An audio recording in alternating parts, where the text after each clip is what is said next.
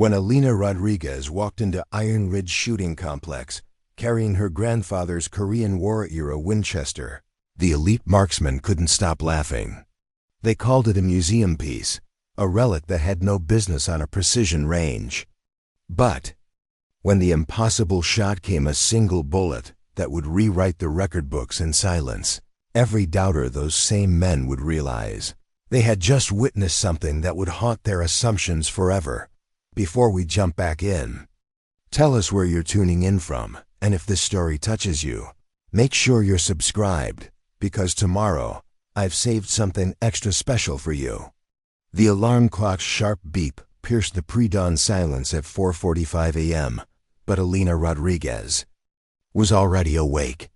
She'd been lying in her small apartment bedroom for the past 20 minutes, staring at the ceiling, running through mental calculations that had become second nature during her 8 years as an Army sniper.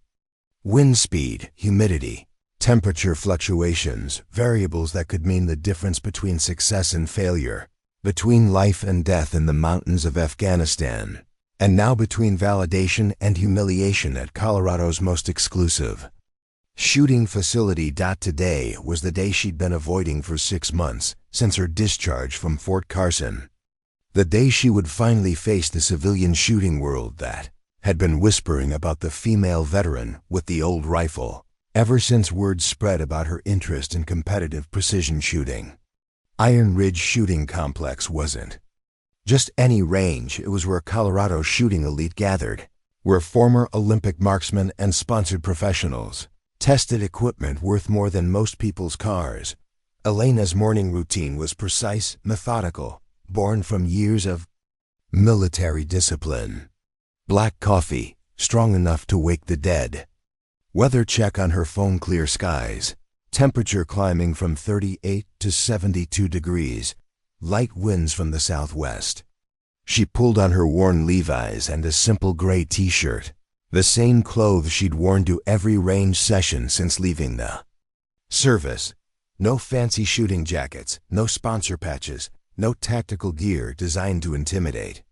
Just Elena Rodriguez, 29 years old, carrying the weight of expectations that had been building since she was 12. The rifle case resting against her kitchen table contained more than just a firearm. It held 4 generations of Rodriguez family history. The Winchester Model 70 had belonged to her grandfather, Sergeant Miguel Rodriguez, who'd carried it through the frozen hills of Korea in 1952. When Miguel returned home to Colorado's San Luis Valley, he'd passed it to Elena's father, who'd used it to feed his family during the lean years of the 1980s. And when 8-year-old Elena had outshot her 3 older brothers at the family's annual target practice, Miguel had quietly decided the rifle would be hers someday. Mia, her grandfather had told her in his mixture of Spanish and English, his weathered hands guiding her small fingers to the correct grip. A rifle is not about how much money you spend. It's about how much time you spend understanding its soul. This Winchester, she has been with our family longer than you have been alive. She knows the Rodriguez heart. Elena had spent the next decade learning every mechanical detail of that Winchester. She'd field stripped it blindfolded, calculated its ballistics by hand, and developed hand-loaded ammunition specifically tailored to its unique characteristics. By the time she enlisted at 18, she could consistently hit targets at distances that impressed even seasoned hunters. The Army had refined her natural talent into something approaching artistry, turning her into one of the most effective snipers in her battalion. But the military was different. In the Army, results mattered more than equipment.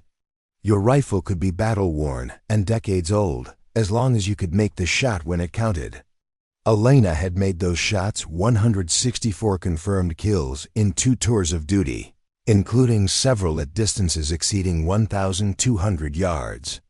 Her fellow soldiers had called her Ghost for her ability to remain unseen, and Surgeon for her precision. The Winchester had never failed her, not once. The civilian world, however, operated by different rules. Here, perception often mattered as much as performance.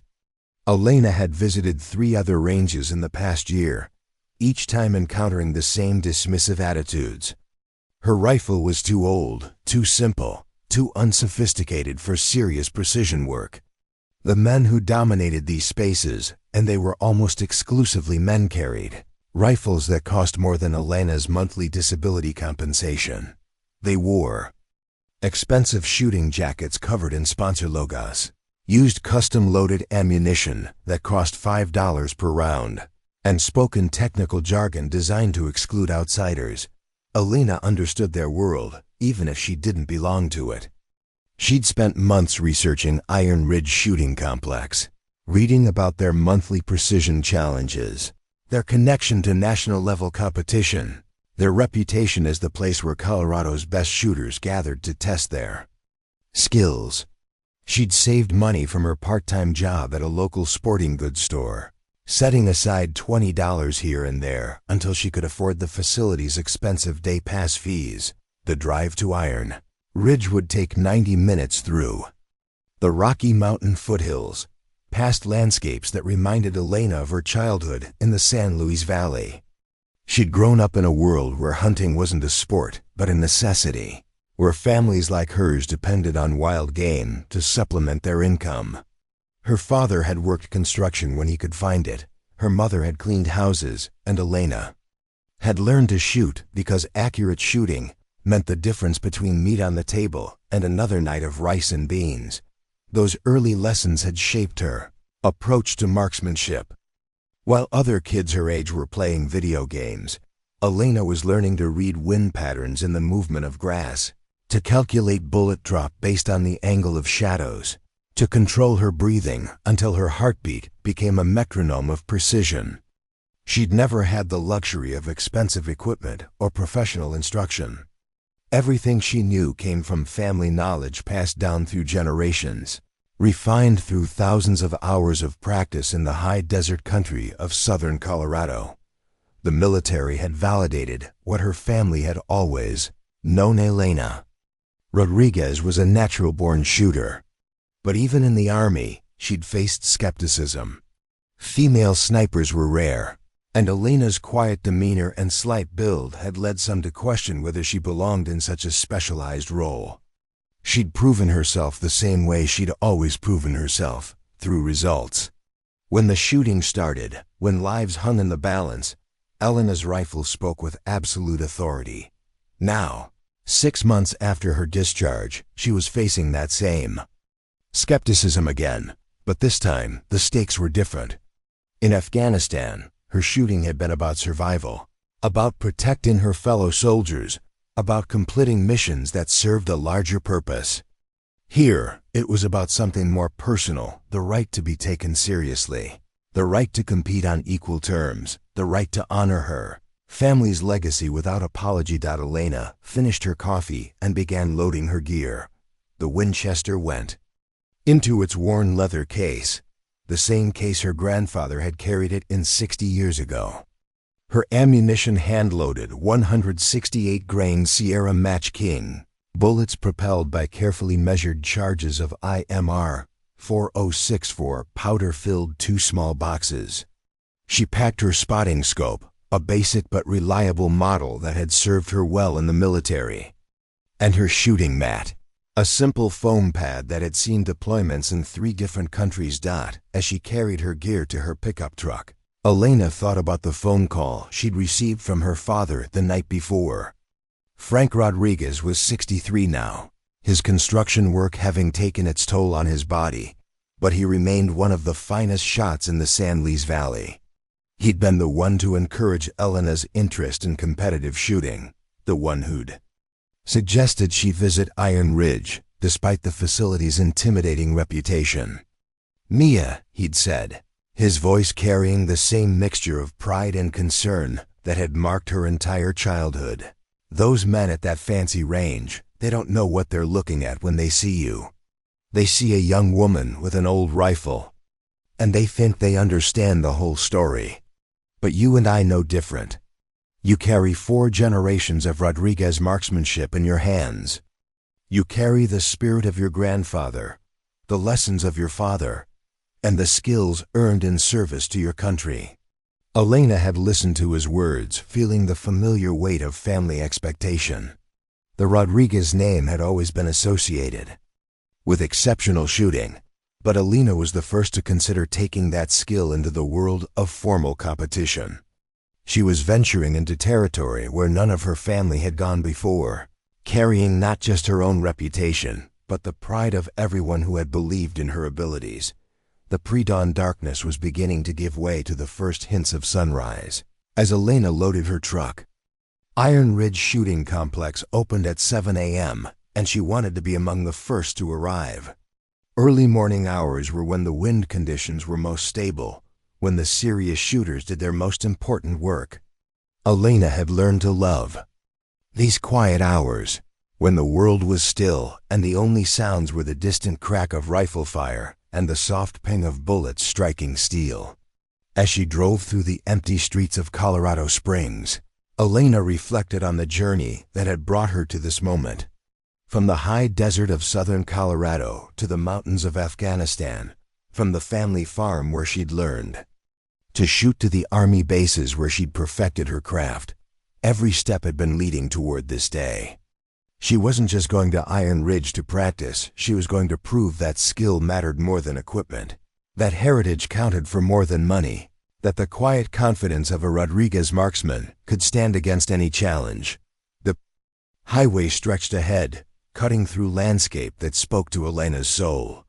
These were the mountains where her grandfather had learned to hunt, where her father had taught her to read the wind, where generations of her family had understood that precision shooting was both an art and a responsibility. As the sun crested the peaks ahead, painting the sky in brilliant oranges and purples, Elena felt the familiar calm settle over her. Today would be a test, but not the kind the men at Iron Ridge expected. Today would be about more than just hitting targets. It would be about honoring the legacy of everyone who had believed in her, about proving that excellence couldn't be bought or sponsored, only earned through dedication, patience, and the kind of quiet determination that had sustained the Rodriguez family for generations. The Winchester case rested securely in her truck bed, and Elena's hands remained steady on the wheel.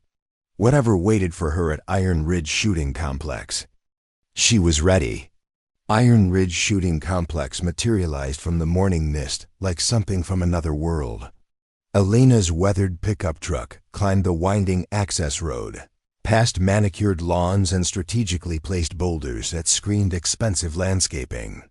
The facility sprawled across 200 acres of pristine Colorado foothills, its buildings designed to blend seamlessly with the natural rock formations, while projecting an unmistakable aura of exclusivity and wealth. The main clubhouse rose before her like a monument to precision shooting culture, all glass, steel, and native stone, with floor-to-ceiling windows that offered panoramic views of the shooting ranges below. Elena had seen the facility's website, but experiencing it in person felt like entering a different universe from the dusty farm ranges where she'd learned to shoot. This wasn't just a place to practice marksmanship. It was a statement about who belonged in the world of elite precision shooting. The parking area told its own story. Elena's 2018 Ford F-150, with its faded paint and collection of minor dents earned through years of practical use, looked like a refugee from a different era. She parked between a gleaming Mercedes G-Wagon with custom tactical modifications and a pristine Ram 3500 that probably cost more than Elena's annual income. License plates from across the western United States suggested that Iron Ridge drew serious shooters from a wide geographic area: Wyoming, Utah, New Mexico, California. These weren't weekend hobbyists. These were people who traveled hundreds of miles for access to this level of shooting facility. Elena sat in her truck for a moment, studying the other vehicles and their occupants. Men in expensive tactical clothing moved with the confident swagger of people accustomed to being the best at what they did. They carried rifle cases that looked more like high-tech luggage, and their conversations carried the casual authority of individuals discussing equipment that cost more than most people's cars. Elena recognized the type from her military service technically. Proficient, well-equipped, and absolutely certain of their superiority, the clubhouse interior exceeded even Elena's expectations. The lobby featured soaring ceilings supported by massive timber beams, with trophy cases displaying championship medals, engraved plaques, and mounted rifles that represented decades of precision shooting achievement. Photographs lined the walls, images of past winners, record-setting groups, and celebrity endorsements from professional shooters whose names Elena recognized from specialized magazines. The overall effect was designed to intimidate, to establish beyond doubt that Iron Ridge operated at a level far above ordinary shooting facilities. The reception desk was staffed by a young man, whose expression immediately soured when Elena approached. His name tag read Jackson, and his polo shirt bore the Iron Ridge logo, along with patches indicating various certifications and affiliations. Elena recognized the look he gave her, the quick assessment that took in her simple clothing, her obvious outsider status, and her gender before dismissing her as someone who didn't belong in this rarefied environment. "Help you?" Jackson asked without looking up from his computer screen, his tone suggesting that helping her was the last thing he wanted to do. "Day pass for the precision range," Elena replied, keeping her voice steady and professional. She'd learned in the military that responding to condescension with anger only validated the other person's assumptions. Jackson's eyes flicked up, taking in Elena's appearance with obvious skepticism. "The precision range requires demonstrated competency. Have you shot here before?" His tone implied that he already knew the answer and found it amusing. "No, but I'm qualified," Elena said simply. She could have mentioned her military service, her sniper training, her combat deployments, but something told her that wouldn't matter to Jackson. In his world, credentials came from civilian competitions and expensive training courses, not from military service in distant mountains. "Day pass for precision is $250, Jackson announced, clearly expecting Elena to balk at the price. "That includes targets, but ammunition and equipment rental are extra. Most first-time visitors prefer to start on the intermediate range. It's only $75 and more appropriate for recreational shooters." Elena pulled out her credit card without hesitation, having saved for months to afford this opportunity. Jackson's surprise was barely concealed as he processed the payment, clearly having expected her to choose the cheaper option or simply leave. As he handed her the range pass and safety waiver, his condescending expression deepened. "You do understand that the precision range is for experienced competitive shooters, right?" he said, sliding the paperwork across the counter. "The minimum distance is 400 yards, and most of our regular members shoot at 600 or beyond. It's not really designed for casual target practice." Elena signed the waiver with the same steady hands that had once signed mission briefings in forward operating bases across Afghanistan. "I understand," she said calmly. She didn't owe Jackson explanations about her qualifications, and his obvious attempts to discourage her only strengthened her resolve. "Equipment check is mandatory before you can access the range," Jackson continued, clearly hoping to find another obstacle. "Our range safety officer needs to inspect your rifle and ammunition to ensure they meet our standards. We've had problems with people bringing inappropriate firearms." "That's fine," Elena replied, shouldering her rifle case. She'd expected this level of scrutiny and had prepared accordingly. Every component of her equipment met or exceeded any reasonable safety standard, even if it didn't match the aesthetic expectations of Iron Ridge's clientele. Jackson gestured toward a side door marked Range Access, Members and Authorized Personnel Only. As Elena walked in that direction, she caught his whispered comment to another staff member, "Good luck with that antique. She'd be lucky to hit the backstop at 400 yards. The equipment inspection area was overseen by a range safety officer whose nameplate identified him as Thompson.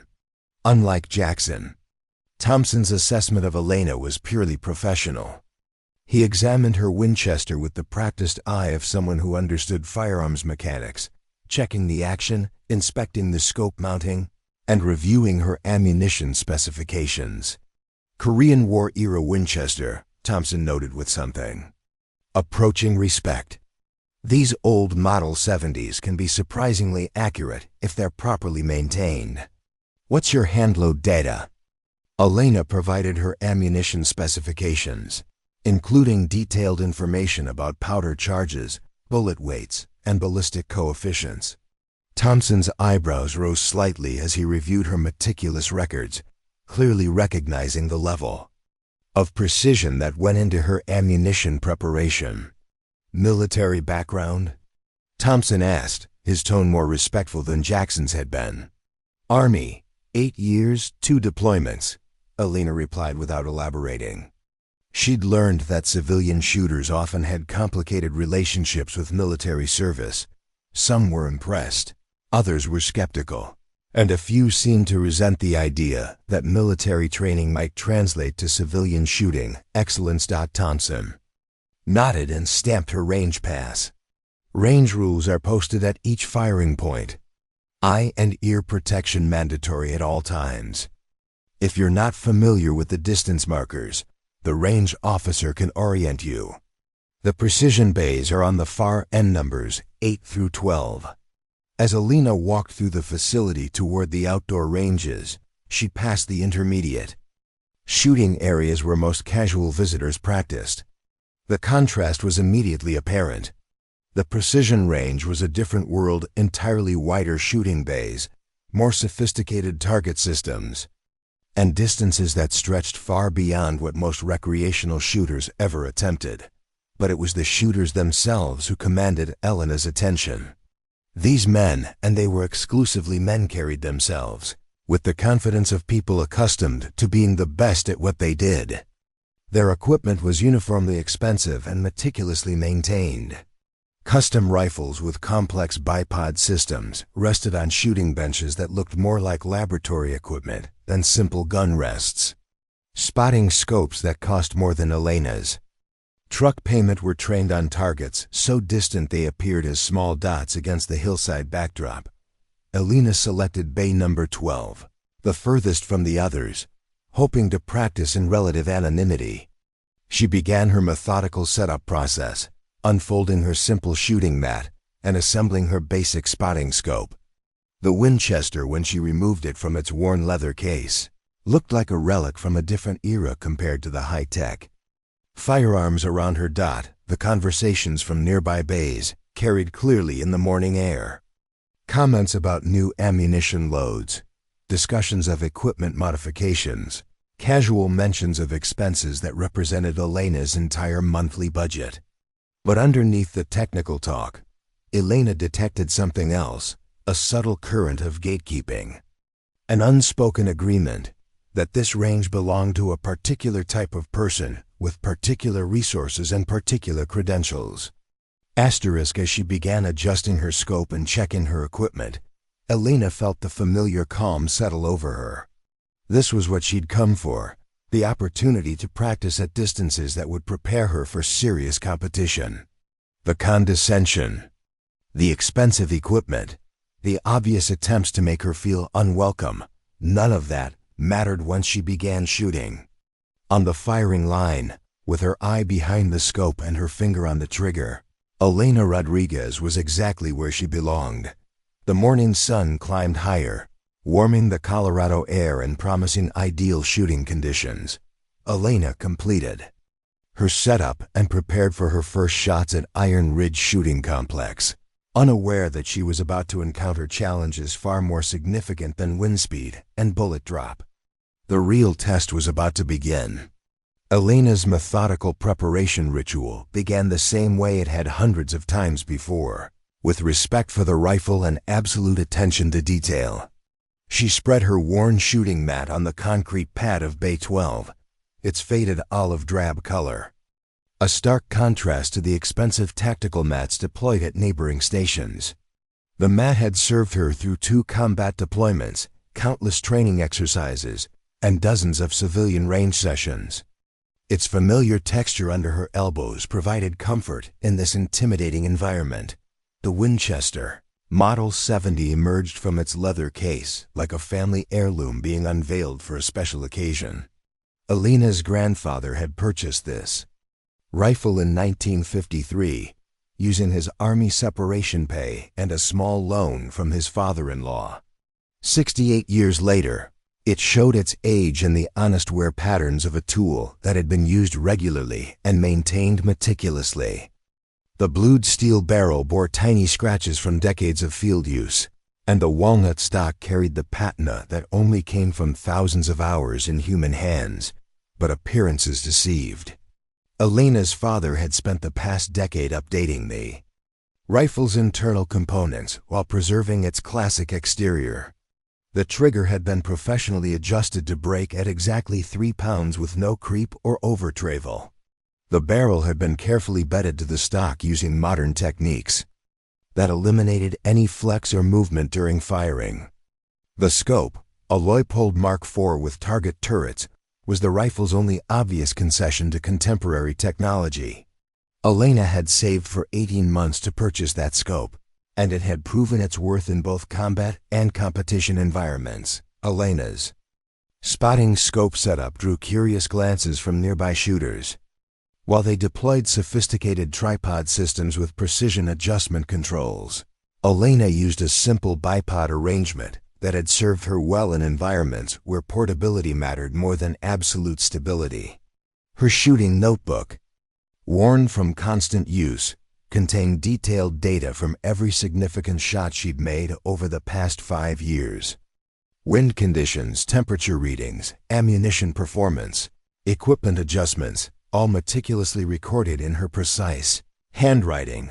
The ammunition she'd prepared for today represented months of careful development work.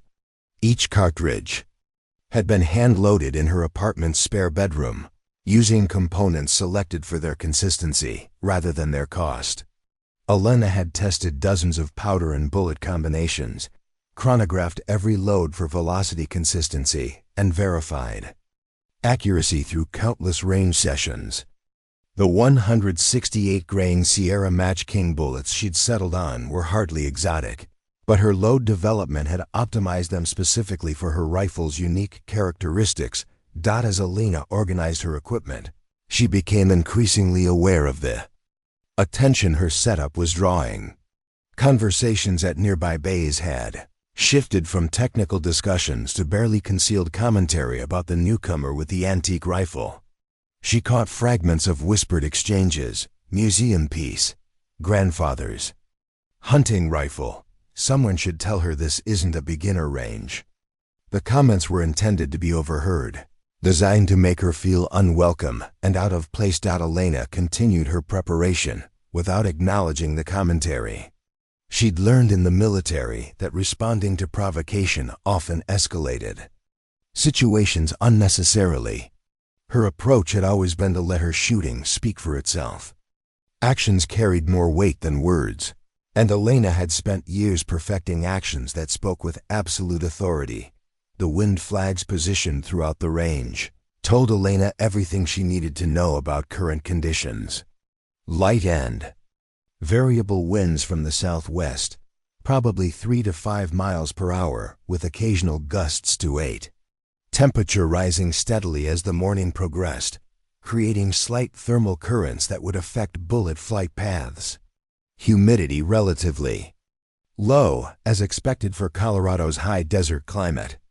These were excellent conditions for precision shooting, the kind of stable environment that allowed skilled marksmen to demonstrate their true capabilities. Elena's mental calculations began automatically as she studied the target's downrange.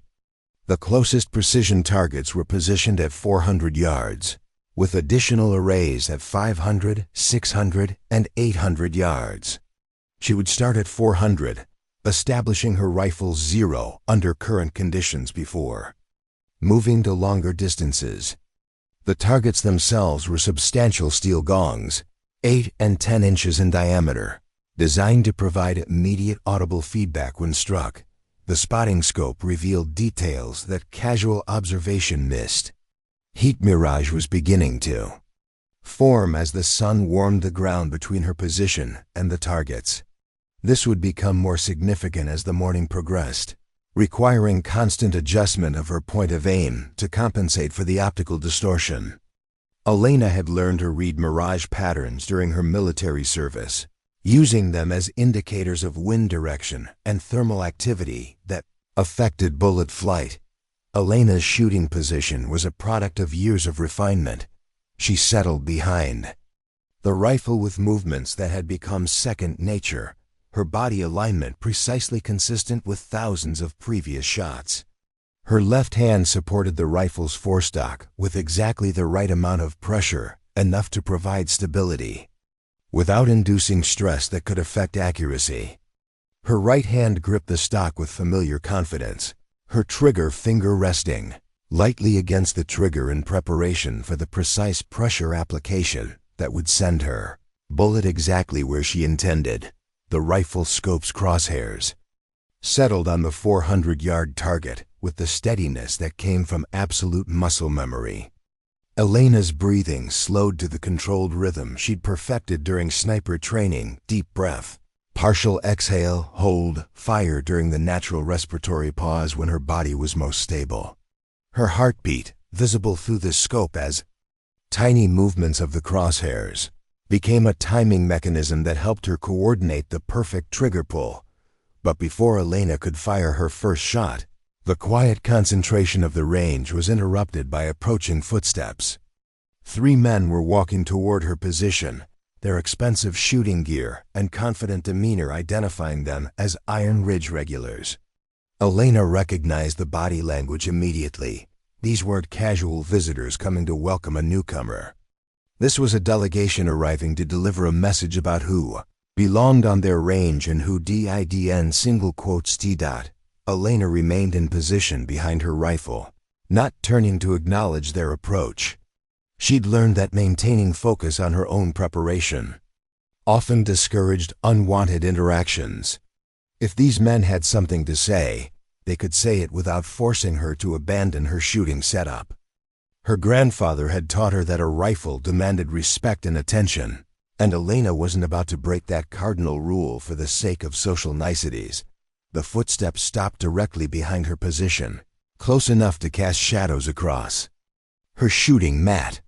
Elena could feel their presence, could sense the mixture of curiosity and condescension that radiated from the group. Still, she continued her preparation, adjusting her scope's focus ring and verifying her range estimation. One final time. Whatever these men wanted to discuss, it would happen on her terms, not theirs. The silence stretched for several seconds, broken only by the distant crack of rifle fire from other bays and the soft whisper of wind through the range's flag system. Elena's pulse remained steady, her breathing controlled, her concentration unbroken. She had come to Iron Ridge to practice precision shooting, and that remained her primary objective regardless of the social dynamics swirling around her presence. Finally, one of the men cleared his throat, preparing to speak. Elena knew that whatever came next would establish the tone for her entire experience at Iron Ridge Shooting Complex. She also knew that her response would determine whether she would be taken seriously or dismissed as another amateur who'd wandered into territory far beyond her capabilities. The moment of first contact had arrived, and Elena Rodriguez was ready for whatever challenge these men thought they could present. "Excuse me, miss."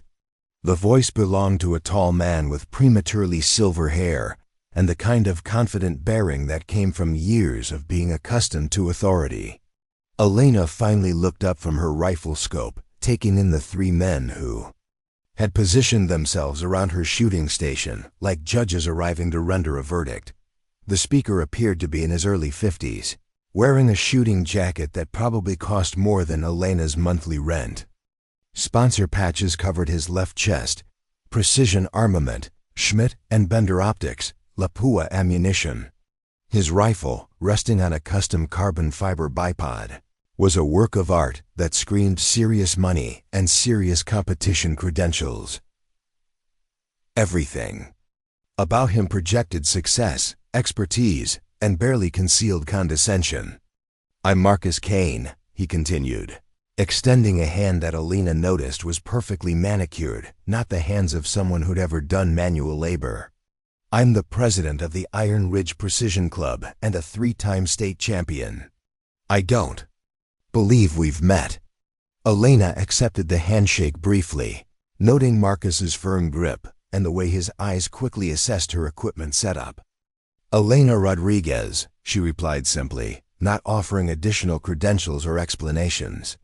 She'd learned in the military that information was currency, and she wasn't interested in spending any unnecessarily.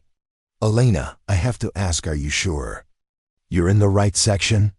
Marcus's tone carried the false friendliness of someone delivering bad news while pretending to be helpful. "The precision range is reserved for competitive shooters and advanced marksmen.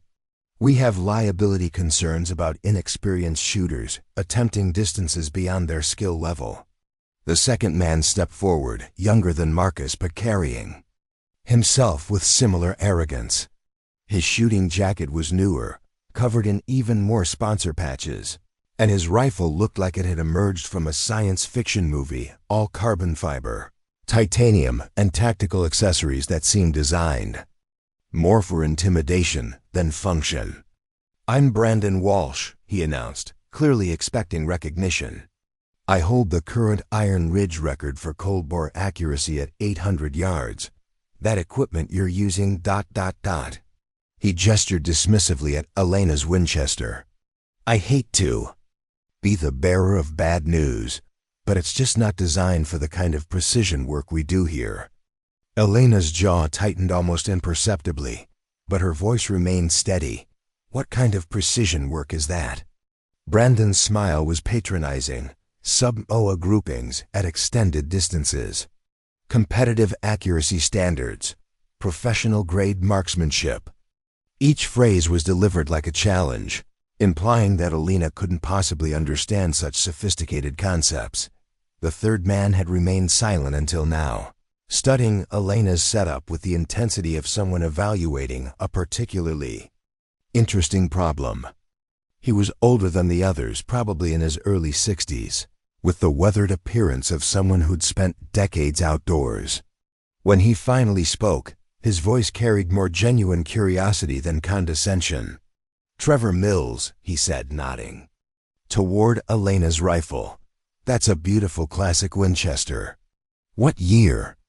1953, Elena replied, grateful for the first question that seemed motivated by genuine interest rather than skepticism. Trevor's eyebrows rose slightly. "Korean War-era. Those old Model 70s can be surprisingly accurate if they're properly maintained." "What's your load data?"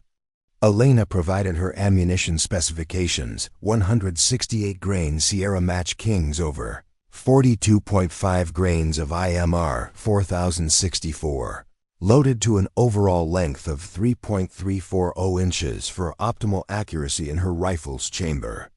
Trevor nodded appreciatively, clearly recognizing the level of precision that went into her ammunition preparation. "That's serious hand-loading work," Trevor acknowledged. "Most people don't understand the importance of consistent ammunition preparation." Marcus interrupted the technical discussion with obvious impatience. "Look, Elena, I'm sure you're very passionate about shooting, and that's wonderful. But Iron Ridge operates at a different level than most ranges. Our members are serious competitors, people who've invested years and significant resources into perfecting their craft. The day pass fee alone is $250, Brandon added with a smile that didn't reach his eyes. Most recreational shooters find that prohibitive for casual practice. Elena's military training had taught her to recognize interrogation techniques disguised as casual conversation. These men were probing for information about her background, her financial situation, her level of experience. They wanted to categorize her, to place her in a box that would justify their obvious desire to see her leave. "I'm not here for casual practice," Elena said calmly. "I'm preparing for competition." The three men exchanged glances, barely concealed amusement rippling between them. Marcus was the first to recover his composure, though his patronizing smile had grown more pronounced. "Competition," he repeated, as if testing an unfamiliar word. "What kind of competition would that be?" "The Rocky Mountain Precision Challenge next month," Elena replied. "It's a 1,000-yard competition with a $50,000 prize pool." The silence that followed was loaded with significance. Elena had just announced her intention to compete in one of the most prestigious long-range shooting competitions in the western United States, an event that drew professional marksmen from across the country. For someone with her apparent resources and equipment to even consider such a competition seemed laughably ambitious. Brandon was the first to break the silence, his laughter carrying across the range. "The Rocky Mountain Challenge? With that set up?" He gestured again at Elena's Winchester. "Honey, that competition is for serious precision rifles. Custom builds that cost more than most people's cars. Professional marksmen with years of competitive experience. The equipment minimum for that competition is sub-half MOA accuracy at 1,000 yards. Marcus added, his tone becoming more condescending. "Your grandfather's hunting rifle, no matter how well maintained, simply isn't capable of that level of precision." Trevor seemed more thoughtful, studying Elena with renewed interest. "Have you ever shot at 1,000 yards before?" he asked. "Yes," Elena replied simply, not elaborating on the circumstances or the results. "Recreational shooting at long distance is very different from competitive precision work," Marcus continued, clearly assuming Elena's experience was limited to casual target practice. "The competition environment, the pressure, the technical demands, it's not something you can just walk into without extensive preparation." Elena remained silent, letting them reveal their assumptions and prejudices. She'd learned that people often told you exactly what they thought if you gave them enough rope. These men were painting a clear picture of their worldview, one where serious marksmanship required expensive equipment, formal training, and most importantly, membership in their exclusive community. "I tell you what," Brandon said, his tone taking on the false generosity of someone about to deliver what he considered a devastating blow. "Why don't you start with some targets at 200 yards? Get comfortable with the range, understand our safety protocols. Work your way up gradually over the next few months." The suggestion was obviously designed to be insulting, implying that Elena's capabilities were so limited that she needed to start with distances that any competent shooter could manage. Marcus nodded approvingly, clearly pleased with his colleagues. Subtle cruelty. "That's excellent advice," Marcus agreed. "Iron Ridge has a very specific culture, and it's important that new shooters understand our standards before attempting advanced distances." Elena looked at each man in turn, her green eyes steady and unblinking. She recognized the type from her military servicemen who used credentials and equipment as weapons, who confused expense with expertise, who believed that exclusivity somehow translated to superiority. "I appreciate your concern," Elena said finally, her voice carrying a new edge that hadn't been there before. "But I think I'll stick with my original plan." The three men exchanged another round of glances, this time with genuine surprise. They'd expected Elena to be intimidated by their credentials, impressed by their equipment, and grateful for their condescending advice. Her quiet refusal to be managed had shifted the dynamic in ways they didn't fully understand. Marcus's smile tightened. "Well then," he said slowly, "I suppose we'll see what you're capable of." As the three men walked back toward their shooting positions, Elena heard Brandon's voice carrying clearly across the morning air. "This should be entertaining. I give her 3 shots before she gives up and goes home." Elena turned back to her rifle, settling into position behind the scope. The 400-yard target filled her field of view, crisp and clear in the morning light. Her breathing slowed to the controlled rhythm that had sustained her through countless high-pressure situations. Whatever these men expected to see, Elena Rodriguez was about to show them something they would never forget. Preparing and narrating this story took us a lot of time, so if you are enjoying it, subscribe to our channel. It means a lot to us. Now back to the story. Elena's first shot at 400 yards rang out across the range with the distinctive crack of her grandfather's Winchester. The bullet's impact on the steel target produced a clear, resonant ping that echoed off the surrounding hills. Through her spotting scope, she could see the fresh mark dead center on the 8-inch gong. A perfect hit that would have impressed any reasonable observer, but the reaction from Marcus Kane and his companions was anything but impressed. Elena could hear their whispered commentary from 3 bays away, their voices carrying clearly in the morning air with the obvious intention of being overheard. "Lucky shot," Brandon Walsh announced to his audience, his voice loud enough to reach Elena's position. "Even a broken clock is right twice a day." Marcus nodded sagely, as if Brandon had delivered profound wisdom. First shot accuracy at 400 isn't particularly meaningful. Consistency is what separates real marksmen from casual shooters. Let's see if she can repeat it. Elena chambered another round and settled back into position. Her second shot produced another perfect ping, the bullet striking within an inch of her first impact. The third shot followed immediately after, creating a tight cluster that any competitive shooter would be proud to claim. The commentary from the peanut gallery grew more pointed and less subtle. "3 shots don't make a pattern," Trevor Mills observed, though his tone suggested more genuine curiosity than his companions displayed. "But I'll admit, that's better shooting than I expected from that equipment." Brandon pulled out his smartphone, clearly intending to record Elena's anticipated failure as she moved to longer distances. "This should be good for some laughs," he announced. "Wait until she tries 500 yards. That antique rifle will start showing its limitations real quick." Elena moved to the 500-yard line, adjusting her scope's elevation and windage turrets based on her pre-calculated data.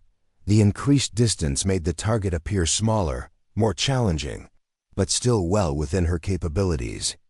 Her next 3 shots produced another tight group, each bullet finding its mark with mechanical precision. The mockery escalated as Elena's competence became undeniable. Somebody should tell her that real precision shooting starts at 600 yards, Marcus announced, his voice carrying the authority of someone accustomed to being the final word on technical matters. "That's where equipment limitations become serious factors, and where proper training becomes essential," Brandon added. "You can't just point and shoot at those distances. You need to understand advanced ballistics, environmental factors, equipment capabilities." A small crowd had begun to gather, drawn by word that the newcomer with the antique rifle was attempting serious precision shooting. Elena counted at least 8 spectators, all men, all carrying themselves with the confidence of experienced marksmen. Their presence added a layer of pressure that Elena recognized from her military service, the weight of being observed by people eager to witness failure. Elena moved to the 600-yard firing point, the distance where recreational shooters typically separated from serious marksmen. The target appeared significantly smaller through her scope, requiring precise holdover calculations and careful attention to wind conditions. She made minute adjustments to her position, ensuring perfect alignment between her eye, the scope, and the target. Her first shot at 600 yards produced a satisfying ping, though the impact was slightly low and left of center. Elena made a small correction and fired again. The second shot struck closer to center, and the third created a respectable group that would have earned praise at any reasonable shooting facility. But Iron Ridge Shooting Complex was not a reasonable facility, and Marcus Kane was not a reasonable observer. See how that group opened up? Marcus announced loudly, pointing toward Elena's target as if delivering a lecture to an audience of students. That's what happens when you push equipment beyond its design limitations. Her rifle simply can't maintain precision at serious distances. Brandon nodded enthusiastically, recording Elena's target through his spotting scope. The bullet dispersion at 600 is probably 4 or 5 inches. That might be acceptable for hunting, but it's nowhere near competition standards. Elena knew. Her group measured closer to 3 inches, well within competitive accuracy standards for most precision events. But she also understood that objective reality mattered less to these men than maintaining their narrative about equipment requirements and proper credentials. The scope tracking is probably inconsistent too, added a new voice from the growing crowd of spectators. Those old Leupolds don't have the mechanical precision of modern competition optics. Elena's scope was actually a current production Mark IV with target turrets, hardly an outdated piece of equipment.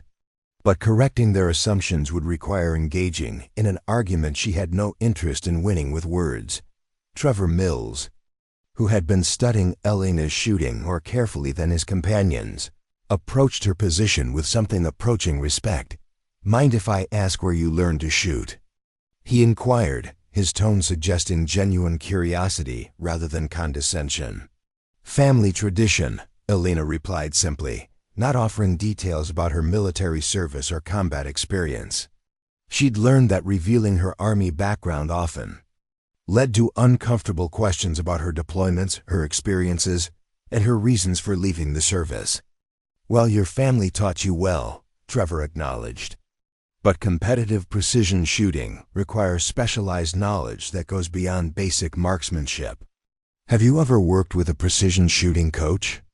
The question was delivered politely, but Elena recognized the underlying assumption that her shooting, however competent, lacked the sophisticated refinement that only formal training could provide. "I've had good instructors," Elena said diplomatically, thinking of the Army, marksmanship trainers who had honed her natural talent into something approaching artistry. Marcus Kane rejoined the conversation with obvious impatience. "Look, Elena, you're clearly a capable recreational shooter. But there's a significant difference between casual accuracy and competitive precision. The Rocky Mountain Challenge isn't a local club match. It's a professional-level competition that attracts the best marksmen in the country. The entry fee alone is $1,500, Brandon added with obvious satisfaction. Most serious competitors spend that much on ammunition just preparing for the event. Elena had saved for 8 months to afford the competition entry fee, setting aside money from her part-time job and her disability payments. The financial sacrifice represented her commitment to testing herself against the best shooters she could find. But she wasn't about to share that information with men who seemed to view expensive participation as a barrier designed to exclude people like her. "The equipment requirements are pretty specific too," Marcus continued, clearly enjoying his role as the expert delivering harsh reality. "Rifles must be capable of sub-half MOA accuracy at the full 1,000-yard distance. That means custom-built, precision instruments, not restored hunting rifles." Elena's Winchester, properly loaded with her hand-developed ammunition, was easily capable of half MOA accuracy at extended distances. She'd verified this through countless range sessions and confirmed it during her military service. But she understood that demonstrating this capability would require shooting at distances these men assumed were beyond her reach. "Why don't you show us what that rifle can do at 800 yards? Trevor suggested, his tone carrying what might have been genuine encouragement. "That's getting into serious long-range territory." The challenge was delivered politely, but Elena recognized it for what it was: an invitation to fail publicly, to demonstrate the limitations that these men assumed must exist in her. Equipment and training. Elena looked downrange toward the 800-yard targets, calculating wind drift and bullet drop based on current conditions. The distance was well within her capability, but it would require careful preparation and precise execution. More importantly, it would force her to reveal the true extent of her marksmanship skills to an audience that had already decided she was destined to fail. 800 yards it is, Elena said calmly, beginning the methodical process of preparing for a shot that would either validate their assumptions or force them to reconsider everything they thought they knew about precision. Shooting. The walk to the 800-yard firing position felt like crossing into enemy territory. Elena could sense the anticipation radiating from the growing crowd of spectators, their whispered conversations creating a buzz of excitement that had nothing to do with supporting her success. These men had gathered to witness what they assumed would be a spectacular failure, a moment when the pretentious newcomer with the antique rifle would finally reveal her limitations for all to see. Marcus Kane positioned himself directly behind Elena's shooting station, his expensive spotting scope trained on the distant target like artillery preparing to call in coordinates. Brandon Walsh had moved to an adjacent bay, his smartphone ready to capture what he clearly expected to be an embarrassing miss. Even Trevor Mills, who had shown traces of respectful curiosity, now wore the expression of someone watching a car accident unfold in slow motion. 800 yards is where physics becomes your enemy, Marcus announced to his audience, clearly relishing his role as the expert commentator. Bullet drop at that distance is significant, and wind drift becomes exponentially more challenging. To calculate. This isn't something you can just estimate and hope for the best. Elena ignored the commentary, focusing instead on the environmental conditions that would affect her shot. The morning wind had strengthened slightly, creating subtle variations in the flag movements that indicated shifting air currents between her position and the target. Temperature was rising as the sun climbed higher, creating thermal effects that would influence bullet trajectory. These were factors she'd learned to read during countless hours of practice and conditions, far more challenging than Iron Ridge's controlled environment. Her ballistic calculations were based on years of data collection with her specific rifle and ammunition combination. At 800 yards, her 168-grain Sierra Match King bullets would drop approximately 15 feet compared to their initial trajectory, requiring significant elevation adjustment. Wind drift would add another layer of complexity, pushing her bullets laterally based on the crosswind component and the bullet's time of flight. Elena adjusted her scope's elevation turret, counting clicks with the mechanical precision that had become second nature during her military service. Each click represented a quarter minute of angle, a measurement that translated to specific distances at various ranges. Her windage adjustments were based on real-time observation of the wind, flags and her understanding of how atmospheric conditions affected bullet flight. "Look at her struggling with those scope adjustments," Brandon commented loudly enough for Elena to hear. Professional marksmen memorize their ballistic data for every distance. They don't need to sit there calculating like they're taking a math test. Elena's adjustments were actually faster and more precise than most competitive shooters could manage, but she understood that explaining this would only invite more condescension. Her approach was based on verified data rather than memorized charts, ensuring accuracy across a wide range of environmental conditions. The 800-yard target appeared as a small dot through Elena's rifle scope, requiring careful focus adjustment to achieve maximum clarity. The 10-inch steel gong represented a challenging but achievable target for a skilled marksman, with proper equipment and training. Elena's rifle was certainly capable of the required accuracy, and her own skills had been proven at distances exceeding 800 yards during her military deployments, but capability and execution were different things, especially under the pressure of hostile observation. Elena could feel the weight of expectation from the crowd behind her, their eagerness to witness her failure creating a psychological burden that had nothing to do with marksmanship fundamentals. She'd faced similar pressure in combat situations, where missing meant consequences far more serious than wounded. Pride. Elena settled into her shooting position with movements that reflected thousands of hours of practice. Her body alignment was precisely consistent with every shot she'd ever taken. Her grip pressure exactly calibrated to provide control without inducing stress. The rifle stock settled against her shoulder with familiar comfort, and her cheek. Weld positioned her eye at the optimal distance from the scope. "This should be interesting," Marcus murmured, his voice carrying just enough volume to remind Elena of her audience. 800 yards separates the pretenders from the professionals. Through her scope, Elena could see heat mirage beginning to form as the morning sun warmed the ground between her position and the target. The visual distortion would require careful compensation, adjusting her point of aim to account for the optical effects of rising air currents. She'd learned to read mirage patterns during her sniper training, using them as indicators of wind conditions and thermal activity. Elena's finger rested lightly against the trigger, applying just enough pressure to take up the slack without disturbing the rifle's alignment. Her breathing had slowed to the controlled rhythm that preceded every important shot. Deep inhalation, partial exhale, hold during the natural respiratory pause when her body was most stable. The crosshairs settled on her chosen aiming point, compensating for the calculated bullet drop and estimated wind drift. Elena's heartbeat was visible through the scope as tiny movements of the reticle, a biological metronome that helped her time the perfect trigger break. Years of training had taught her to fire during the natural pause between heartbeats, when her body's internal motions were minimized. "Any century now would be fine," Brandon called out, his impatience obvious to everyone within earshot. "Some of us have actual practice to accomplish today." Elena didn't respond to the provocation.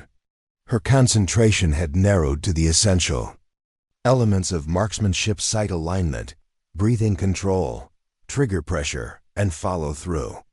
The world beyond her rifle scope had faded to background noise, leaving only the fundamental relationship between shooter, rifle, and target.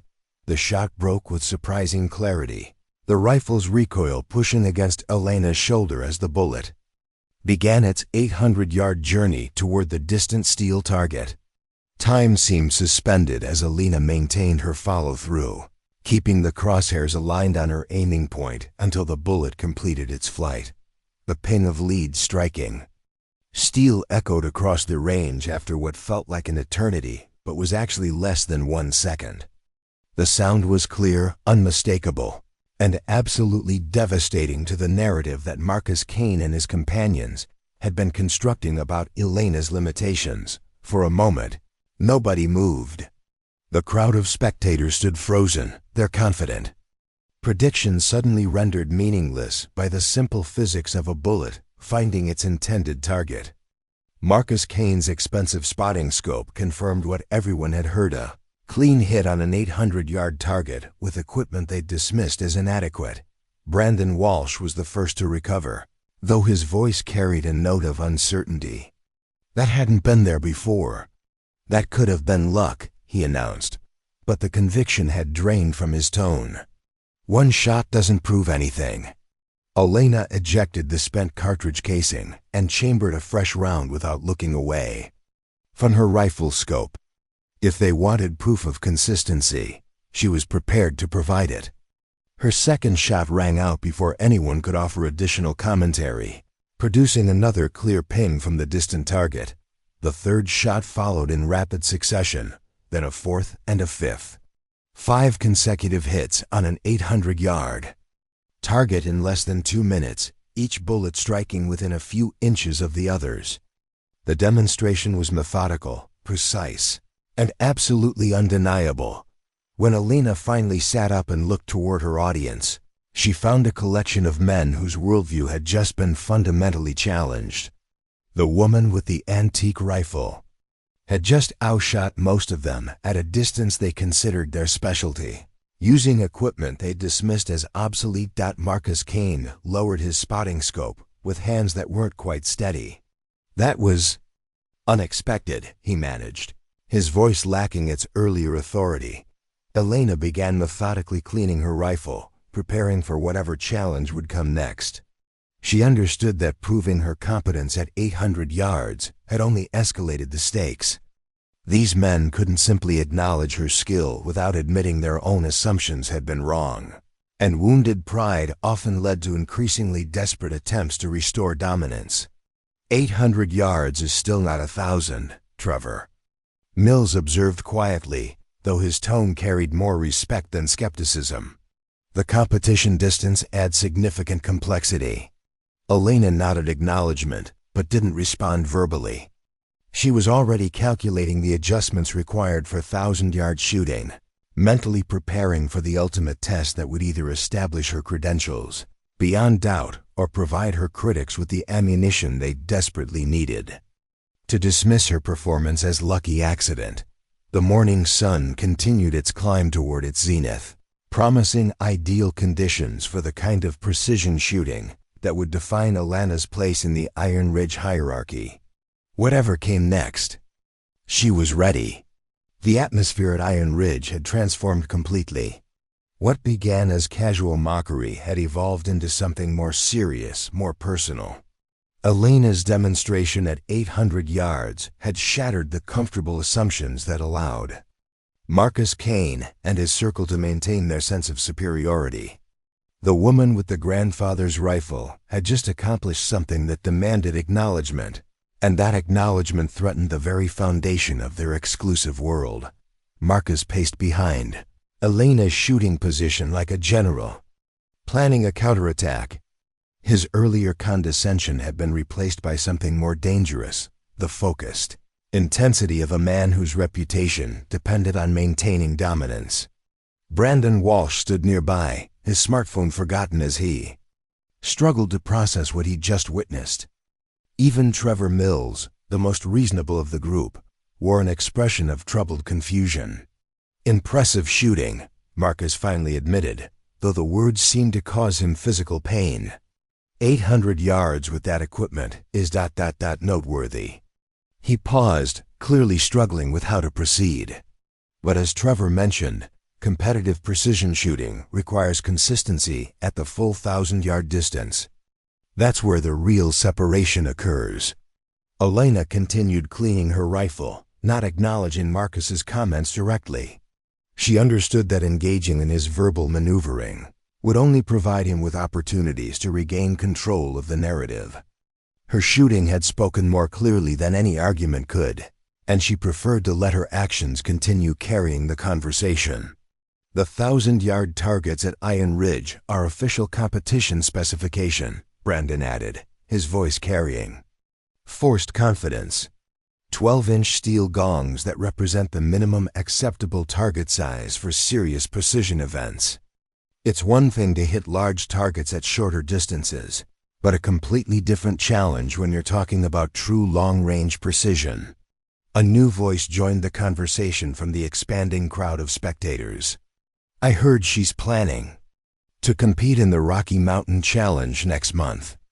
The speaker was a man Elena hadn't met, but his expensive gear and confident bearing identified him as another Iron Ridge regular. That's a 1,000-yard competition with some of the best marksmen in the country. Marcus's eyes lit up with sudden inspiration, the expression of someone who just found the perfect solution to an impossible problem. The Rocky Mountain Challenge, he repeated slowly, as if savoring the words. That's interesting. Very interesting indeed. Elena sensed the shift in Marcus's demeanor, the way his earlier frustration had crystallized into something more focused and dangerous. She'd seen similar expressions during her military service, usually on the faces of officers who decided that diplomacy had failed and more aggressive measures were required. You know, Marcus continued, his voice taking on the false casualness of someone delivering a carefully planned proposal. There's actually a way to settle this question definitively. Iron Ridge maintains 1,000-yard targets that are identical to the Rocky Mountain Challenge specifications. Same distance, same target size, same environmental conditions. Brandon caught on immediately, his earlier disappointment replaced by anticipatory excitement. That's perfect. A real test under actual competition conditions. Trevor Mills looked less enthusiastic about the direction the conversation was taking. Marcus, that might not be entirely fair. 1,000-yard shooting requires specialized preparation, specific environmental calculations. Elena seems confident in her abilities, Marcus interrupted, his gaze fixed on Elena with predatory intensity. And if she's planning to compete professionally, she should be able to demonstrate those skills under appropriate conditions. Elena finally looked up from her rifle maintenance, meeting Marcus's stare with steady calm. She recognized the trap being constructed around her, understood that declining the challenge would be interpreted as admission of inadequacy. But she also understood that accepting would escalate the stakes beyond simple demonstration to something approaching warfare. "What exactly are you proposing?" Elena asked, her voice betraying nothing of her internal calculations. Marcus's smile was sharp enough to cut glass. "A simple demonstration. 1 shot at 1,000 yards, official competition target specifications. If you can hit it, we'll all acknowledge that your equipment and training are adequate for serious competition. And if I miss?" Elena inquired, though she suspected she already knew the answer. "Then you acknowledge that you're not ready for professional-level competition," Brandon suggested with obvious satisfaction. "Pack up that antique rifle and leave the serious shooting to people with appropriate equipment and training." The crowd had grown larger, word of the confrontation spreading throughout the facility until Elena counted at least 15 spectators. The morning's casual practice session had evolved into a public spectacle, with Elena's reputation and credibility hanging in the balance. "That seems like an unfair wager," Trevor protested, his sense of fairness apparently overriding his loyalty to his companions. "1 shot doesn't prove anything definitive about someone's capabilities." Marcus turned on Trevor with surprising vehemence. "1 shot is exactly what proves everything in precision shooting. Either you can make the shot when it matters or you can't. Everything else is just excuses and rationalization." Elena understood that Marcus was projecting his own philosophy onto the situation, revealing his belief that marksmanship was ultimately about performance under pressure rather than consistent accuracy over time. It was a viewpoint that served his purposes perfectly, reducing complex skills to simple pass-fail tests that could be manipulated through psychological pressure and social dynamics.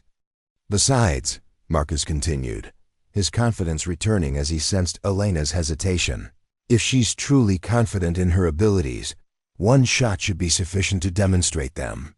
Professional marksmen don't need multiple attempts to prove their competence." The challenge was expertly crafted to be difficult to refuse without appearing weak or incompetent. Elena recognized the social dynamics at play, the way Marcus was using the crowd's expectations to force her into a corner where declining would validate all their assumptions about her limitations. But Elena also recognized an opportunity. These men had spent the morning dismissing her capabilities, explaining why her equipment was inadequate and her training insufficient. A successful shot at 1,000 yards would not only silence their criticism but force them to confront the fundamental flaws in their assumptions about what constituted serious marksmanship. "1 shot," Elena said finally, her voice carrying the quiet authority that had served her well in combat situations. 1,000 yards, competition specifications. Marcus's satisfaction was obvious as he sensed victory within reach. "Excellent. But let's make this interesting, shall we?" His tone carried the confidence of someone who believed he held all the advantages. "If you miss, you not only leave Iron Ridge, you publicly acknowledge that you were wrong to consider competing at the professional level." Elena's jaw tightened almost imperceptibly. The stakes had just been raised beyond simple demonstration to something approaching humiliation. Missing wouldn't just mean leaving the range, it would mean abandoning her competition plans and accepting Marcus's judgment about her capabilities. "And if I hit the target?" Elena asked, though she suspected Marcus's answer would reveal the true extent of his arrogance. Marcus's smile widened into something genuinely predatory. "If you hit it," he said slowly, clearly savoring what he believed would be his moment of ultimate generosity, "I'll personally sponsor your entry fee for the Rocky Mountain Challenge." The crowd murmured with surprise at the unexpected escalation. Marcus had just offered to pay Elena's $1,500 entry fee, a gesture that appeared generous, but actually revealed his absolute confidence that she would fail. Brandon and Trevor exchanged glances, clearly surprised by Marcus's willingness to risk such a significant amount. But Elena understood the psychology behind the offer. Marcus was so certain of her failure that he was willing to make dramatic gestures to emphasize his confidence. "Deal," Elena said simply, extending her hand to seal the agreement. As Marcus shook her hand, his grip was firm and his smile confident. He believed he was about to witness the destruction of an upstart who had dared to challenge the natural order of Iron Ridge Shooting Complex. What he didn't understand was that Elena Rodriguez had been making impossible shots under pressure for most of her adult life, and 1,000 yards was well within the range where her skills became truly dangerous. The crowd began moving toward the 1,000-yard firing position, anticipation crackling through the morning air like electricity before a storm. Elena gathered her equipment with methodical calm, preparing for a shot that would either establish her place among the elite marksmen of Iron Ridge or confirm every prejudice they held about women, equipment, and the nature of true precision shooting. The 1,000-yard firing position commanded a view across Iron Ridge's most challenging terrain.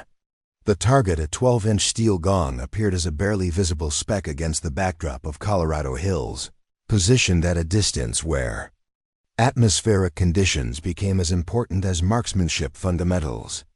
This was where precision shooting transcended simple accuracy to become something approaching art. Elena spread her shooting mat with the same methodical precision she'd demonstrated all morning, but now every movement carried additional weight.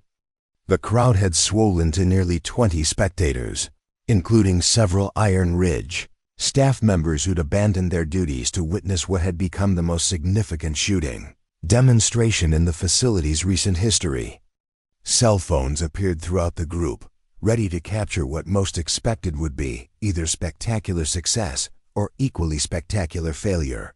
Marcus Kane positioned himself directly behind Elena's shooting station, his expensive spotting scope trained on the distant target like a judge preparing to render final verdict.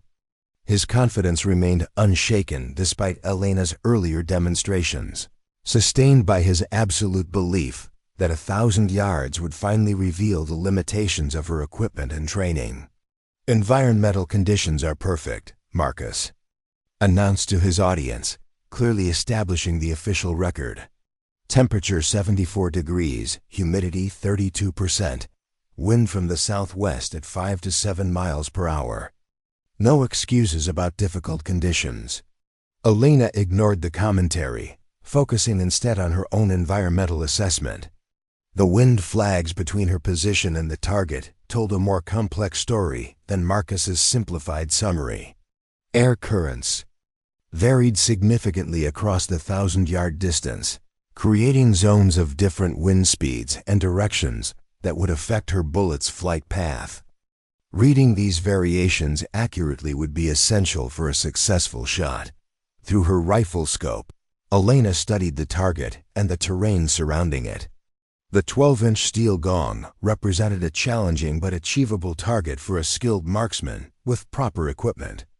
At 1,000 yards, her 168-grain Sierra Match King bullets would drop approximately 48 feet compared to their initial trajectory, requiring significant elevation adjustment.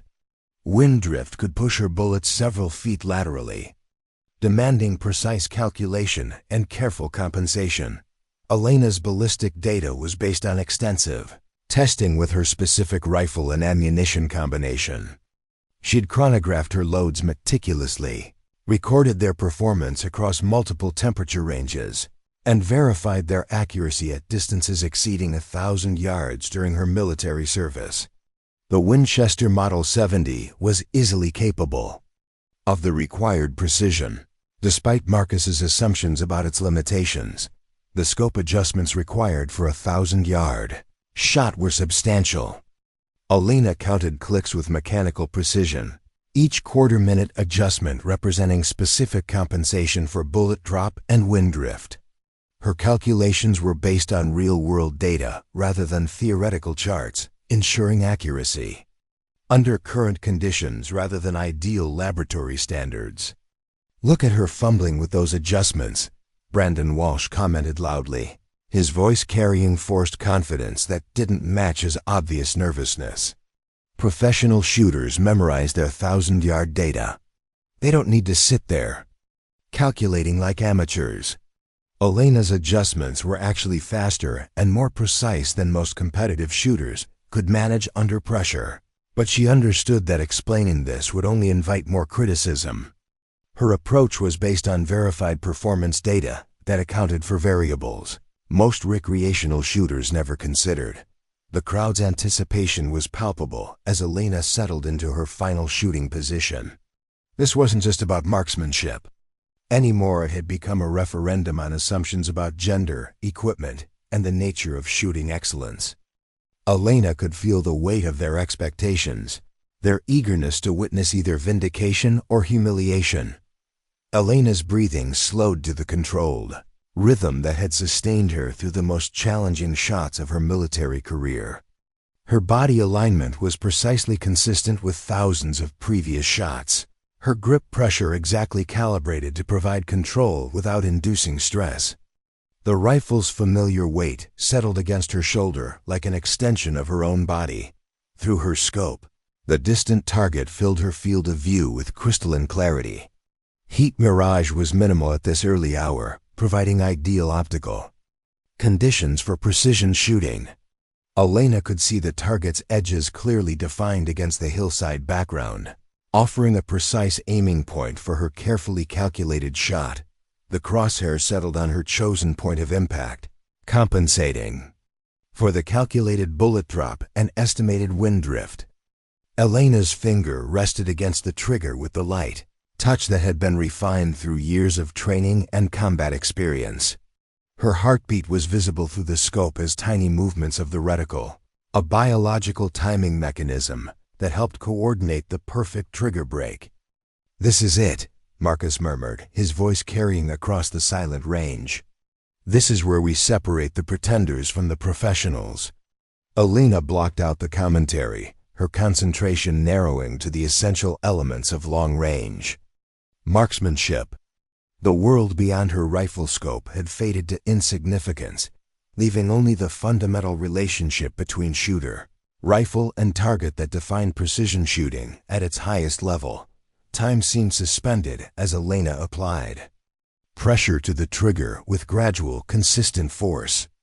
Years of training had taught her to break the shot during the natural pause between heartbeats, when her body's internal motions were minimized and her rifle alignment was most stable. The shot broke with surprising clarity, the Winchester's recoil pushing against Elena's shoulder as the bullet began its 1,000-yard journey through Colorado's morning air. The muzzle blast echoed off the surrounding hills, followed by absolute silence as 20 pairs of eyes strained to observe the bullet's impact. For what felt like an eternity but was actually less than 2 seconds, the only sound was the whisper of wind through the range's flag system. Elena maintained her follow-through position, keeping the crosshairs aligned on her aiming point until the bullet completed its flight across the challenging distance. Then, clear and unmistakable across the 1,000 yards of Colorado landscape, came the sharp ping of lead striking steel dead center. The sound hit the crowd like a physical blow, rendering every spectator speechless with its implications. Elena had just accomplished something that most of them had never achieved, using equipment they'd dismissed as inadequate and training they'd assumed was insufficient. The woman with the grandfather's rifle had just made history at Iron Ridge. Shooting complex. Marcus Kane stood frozen behind his spotting scope, the expensive optics confirming what everyone had heard but few could believe. A perfect center hit on a 12-inch target at 1,000 yards, accomplished with a single shot under maximum pressure, with an audience eager to witness failure. Brandon Walsh's smartphone trembled in his hands as he struggled to process what he'd just recorded. The video would show Elena's methodical preparation, her confident shot execution, and the unmistakable sound of success that followed. It was documentation of something that challenged every assumption he'd held about precision shooting. Elena sat up slowly, ejecting the spent cartridge casing with movements that seemed to occur in slow motion. She didn't smile, didn't celebrate, didn't acknowledge the stunned faces around her. Instead, she simply began the process of making her rifle safe, treating the historic shot as just another successful engagement in a career full of precise shooting. The silence stretched for several more seconds before Trevor Mills found his voice. "Center hit," he announced, his tone carrying a mixture of awe and disbelief. "Dead center on a 12-inch target at 1,000 yards. The words seemed to break the spell that had fallen over the crowd. Conversations erupted throughout the group, voices mixing amazement with attempts to rationalize what they'd just witnessed. But beneath the noise, Elena could hear something else, the sound of assumptions crumbling, of prejudices being forced to confront undeniable evidence. Marcus Kane slowly lowered his spotting scope, his face pale with the realization that his world had just been fundamentally altered. The woman he'd tried to dismiss had just accomplished something that would force him to acknowledge her skill, pay her competition entry fee, and most importantly, admit that his assumptions about equipment and credentials had been completely wrong. Elena Rodriguez had just made the shot that would change everything. The transformation in the crowd's demeanor was instantaneous and complete. Men who had spent the morning dismissing Elena's capabilities now stood in stunned silence, struggling to reconcile what they'd just witnessed with their firmly held beliefs about precision shooting. The ping of her bullet striking steel center mass at 1,000 yards had shattered more than just the target. It had destroyed the comfortable assumptions that allowed them to maintain their sense of superiority. Marcus Kane remained frozen behind his spotting scope for nearly 30 seconds, repeatedly checking and rechecking what his expensive optics were telling him. Through the high magnification lens, Elena's bullet hole was clearly visible in the exact center of the 12-inch steel gong, a perfect demonstration of precision that few shooters at Iron Ridge had ever achieved on their first attempt at that distance. That's impossible," Brandon Walsh whispered, his voice barely audible over the murmur of conversation that had begun to ripple through the crowd. His smartphone continued recording, capturing not just Elena's historic shot, but the stunned reactions of men whose worldview had just been fundamentally challenged. Trevor Mills was the first to fully process what had occurred, his decades of shooting experience allowing him to appreciate the true significance of Elena's accomplishment. "Do you understand what you just did?" he asked Elena, his voice carrying a mixture of awe and respect that hadn't been there an hour earlier. "A cold bore hit at 1,000 yards with that equipment. That's Olympic-level shooting." Elena continued, her methodical rifle maintenance seemingly unaffected by the chaos her shot had created. She'd experienced similar moments during her military service instances, where a single well-placed bullet had changed the entire dynamic of a tactical situation. The principles were the same whether the stakes involved combat effectiveness or wounded pride. "The wind conditions," Marcus finally managed, his voice lacking its earlier authority. "The mirage effects. How did you compensate for the thermal variations?" His questions revealed a desperate attempt to understand how Elena had accomplished something that challenged his fundamental beliefs about precision shooting requirements. "Experience," Elena replied simply, not offering the detailed technical explanation that Marcus clearly hoped would somehow diminish her achievement. She understood that providing too much information would only give him opportunities to rationalize what had occurred. to find technical reasons why her success didn't actually validate her capabilities. The crowd had grown larger as word spread throughout Iron Ridge about the incredible shot that had just taken place.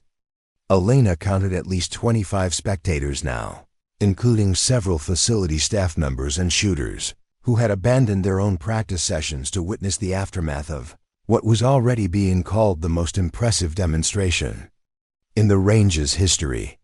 "I've been shooting competitively for 15 years, announced a voice from the back of the crowd. "I've never seen anyone make a cold-bore hit like that on their first attempt at our 1,000-yard target."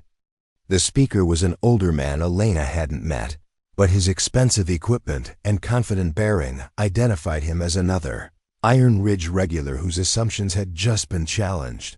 Marcus Kane slowly walked toward Elena's position, his earlier arrogance replaced by something approaching genuine curiosity. "Where did you learn to shoot like that?" he asked, his tone carrying none of the condescension that had characterized their earlier interactions. "My family," Elena replied, the same answer she'd given earlier, but now carrying vastly different implications. A family tradition that could produce marksmanship of this caliber obviously represented something far more sophisticated than the casual recreational shooting Marcus had assumed. "Military background?" Trevor Mills inquired, his question carrying respectful interest rather than skeptical probing. Elena nodded without elaborating, understanding that revealing the full extent of her combat experience would only invite uncomfortable questions about deployments, engagements, and the circumstances that had led to her civilian status. Brandon Walsh had finally recovered enough composure to approach Elena's position, though his earlier cockiness had been completely replaced by nervous uncertainty. "That shot. How many times have you made shots like that before?"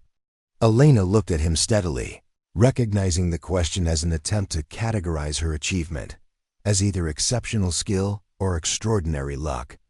"Enough times," she said simply, leaving Brandon to interpret the implications of her understated response. The silence that followed was loaded with significance.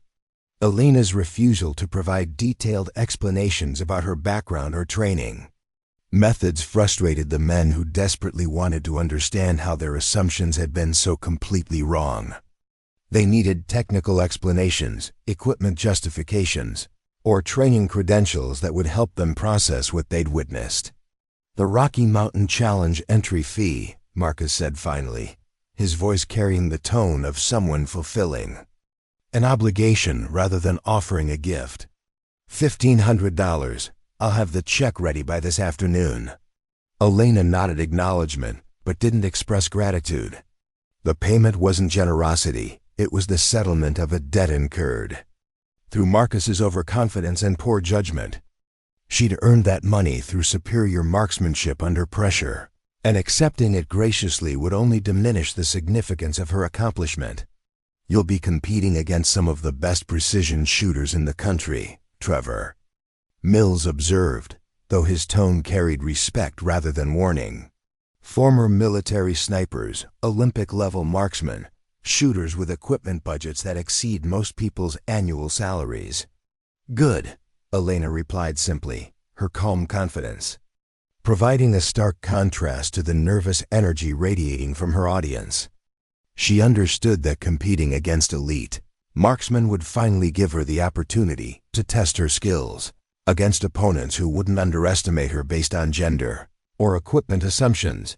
A new voice joined the conversation from the edge of the crowd. "I'm Jake Morrison, Rangemaster here at Iron Ridge," the man announced, his tone carrying official authority. "I've been running precision shooting programs for 12 years, and what I just witnessed was exceptional by any standard." Morrison approached Elena's position with obvious respect, his demeanor completely different from the dismissive treatment she'd received from other facility staff. "We have a precision shooting team that competes regionally," he continued. "Based on what I saw today, you'd be more than welcome to join our training sessions." Elena considered the offer carefully.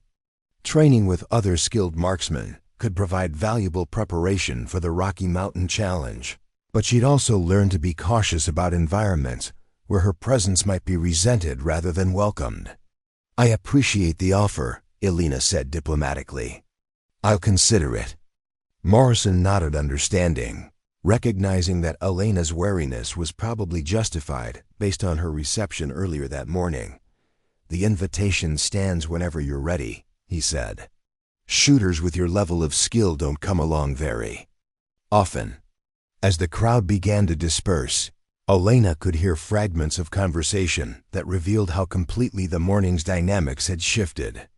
Men who had dismissed her capabilities were now speculating about her military background, discussing the technical aspects of her shot, and questioning their own assumptions about equipment requirements and shooting fundamentals.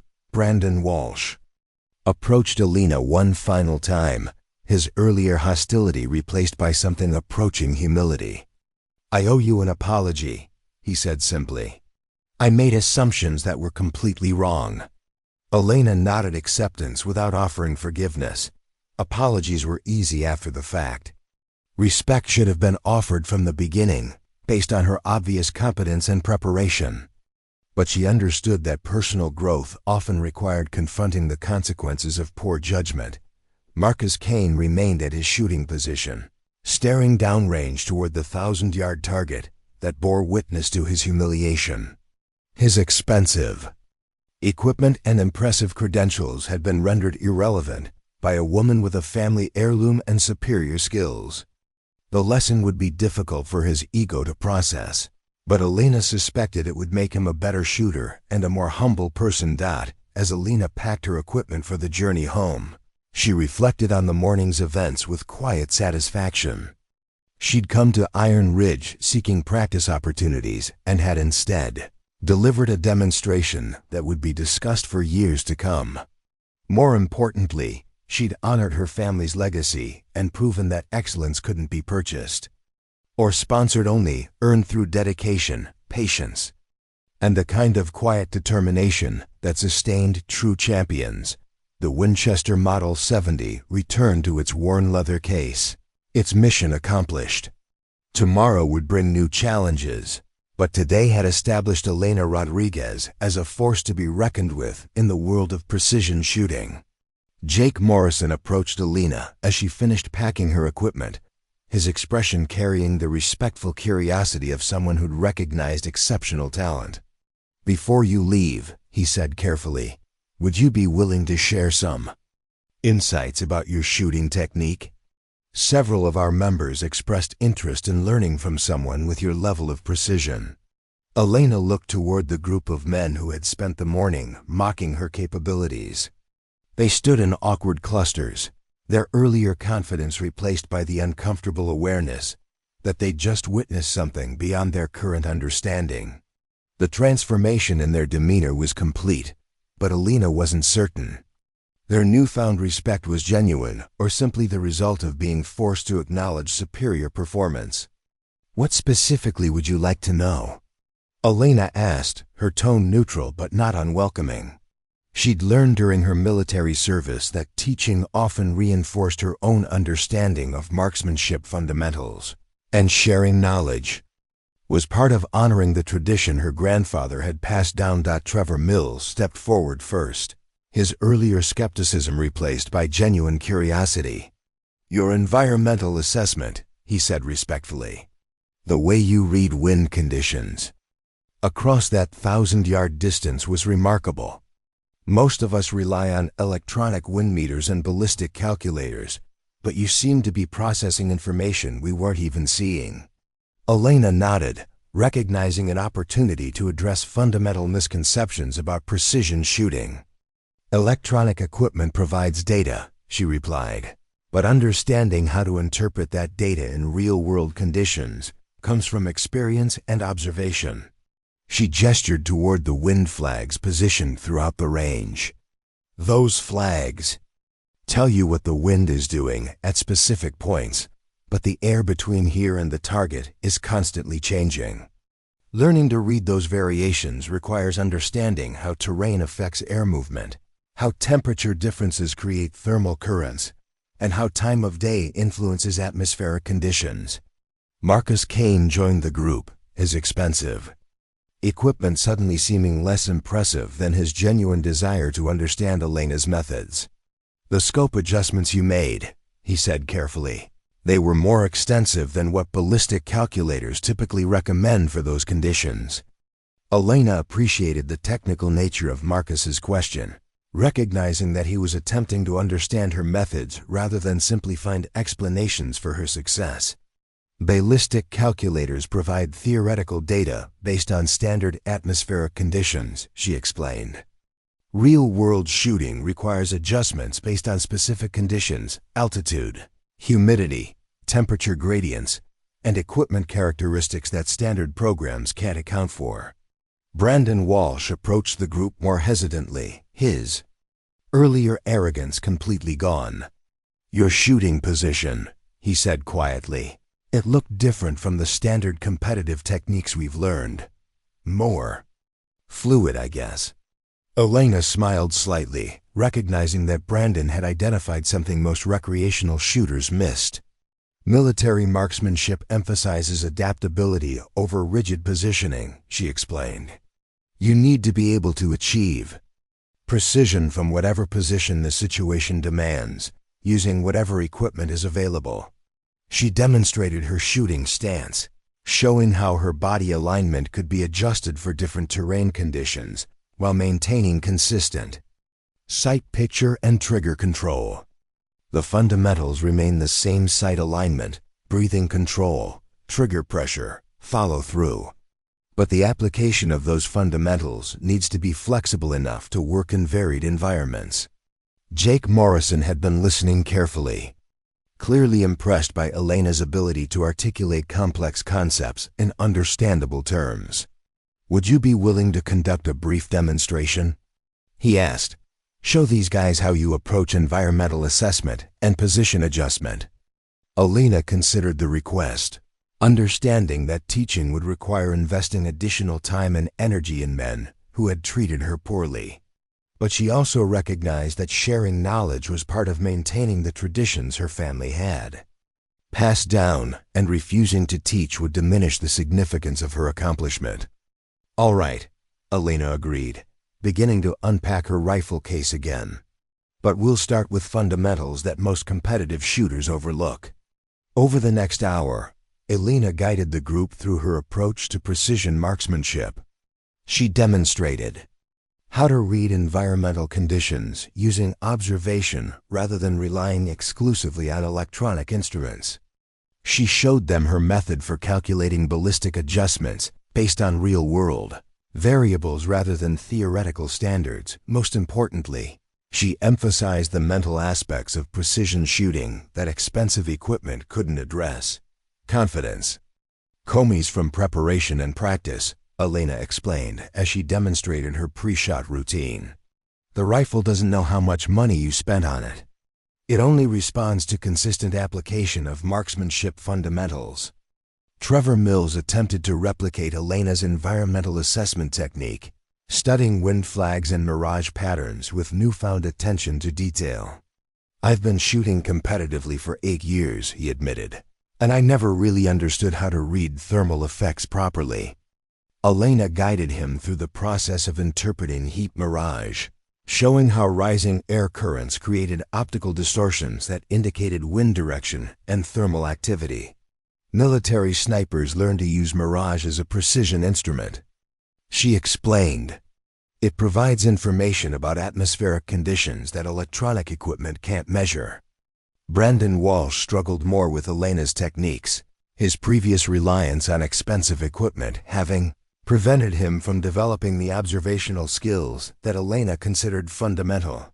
"This is completely different from everything I've learned," he admitted with obvious frustration. "Different doesn't mean wrong," Elena replied patiently. "There are multiple approaches to precision shooting, but they all require mastering the basics before adding complexity." Marcus Kane proved to be a surprisingly receptive student, his technical background allowing him to understand the theoretical basis for Elena's methods even when he struggled with their practical application. Your ammunition preparation, he observed. It's more sophisticated than most commercial precision loads. Elena explained her approach to hand loading, emphasizing consistency over maximum performance. Each rifle has unique characteristics, she said. Developing ammunition specifically for your equipment produces better results than using even the most expensive commercial loads. As the impromptu lesson continued, Elena noticed a fundamental shift in the group's dynamic. The hierarchy based on equipment cost and sponsor patches had been replaced by genuine respect for knowledge and skill. Men who had dismissed her earlier were now asking detailed questions about technique and theory. The most important lesson, Elena concluded as she prepared to pack her equipment for the second time, is that precision shooting is about understanding your equipment, your environment, and yourself. Expensive gear can help, but it can't replace fundamental knowledge and consistent practice. Jake Morrison thanked Elena on behalf of the group, his appreciation clearly genuine. This has been more educational than most of our formal training sessions, he admitted.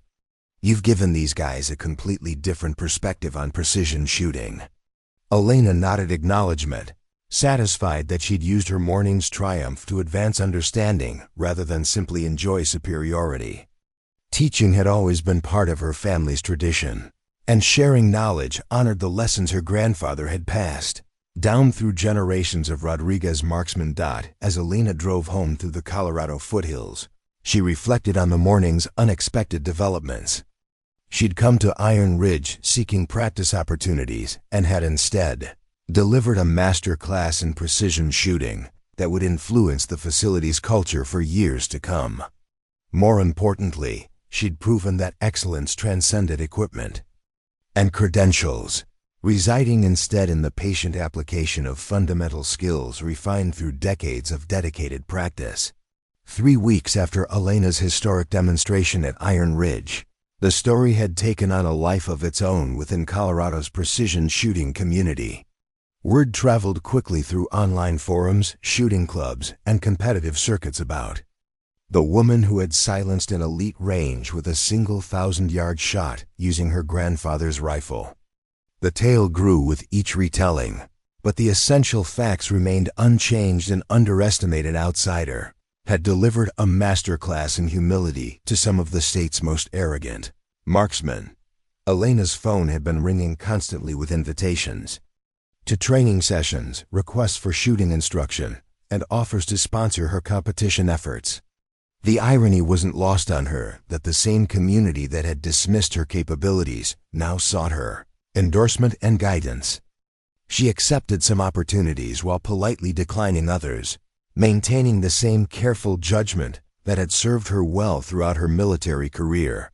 Marcus Kane had been true to his word about the Rocky Mountain Challenge entry fee, delivering a cashier's check for $1,500 to Elena's home within 48 hours of their wager.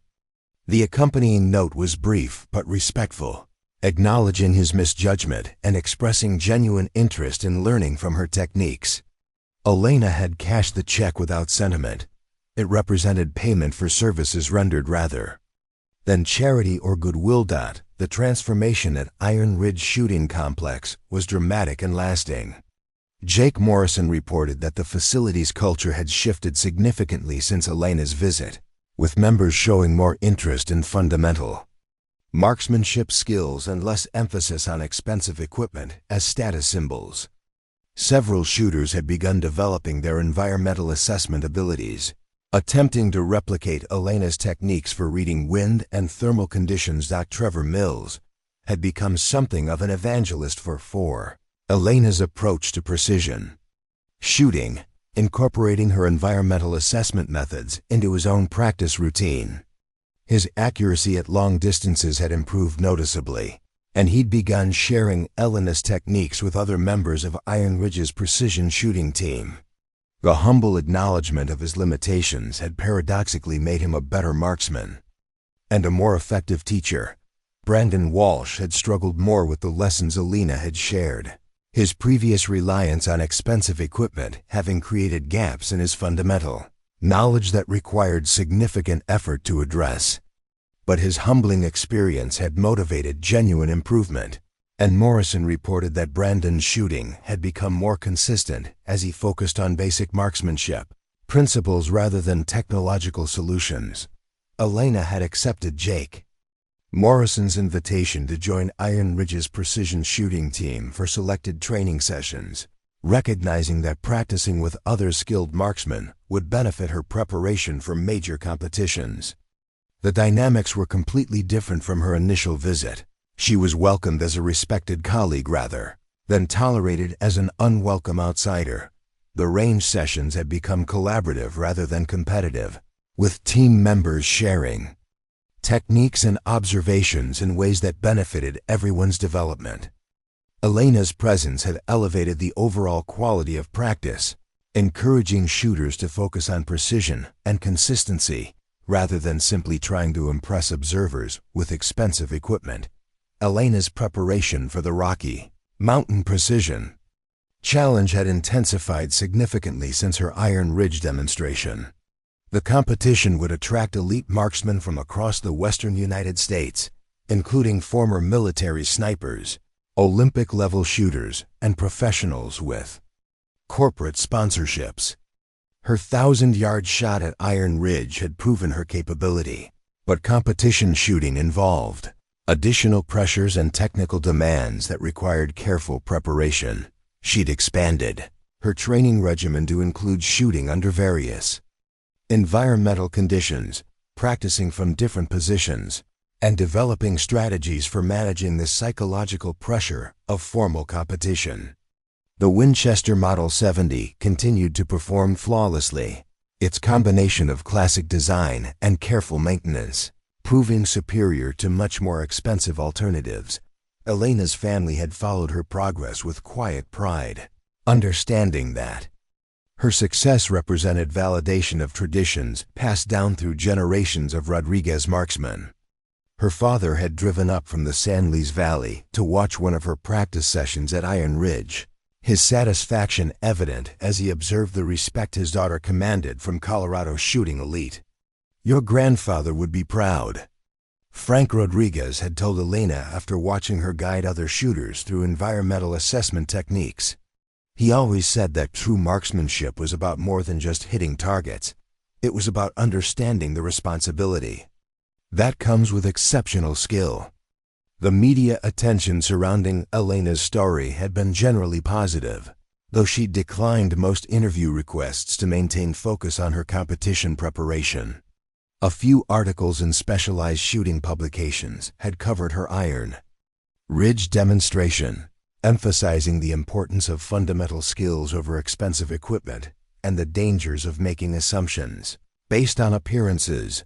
Elena understood that her story resonated beyond the shooting community because it addressed universal themes of prejudice, perseverance, and the triumph of skill over pretension.